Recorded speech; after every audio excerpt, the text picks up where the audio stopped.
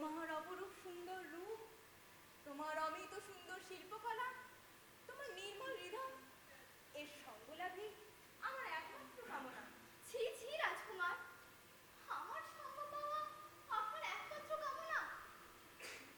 আমি সামান্য রাজদাসী, অতি ক্ষুদ্র নগণ্য এক মানবী। আপনি রাজকুমার, রাজ্যের ভাবী রাজা। আপনি ছেড়ে যাওয়ার পর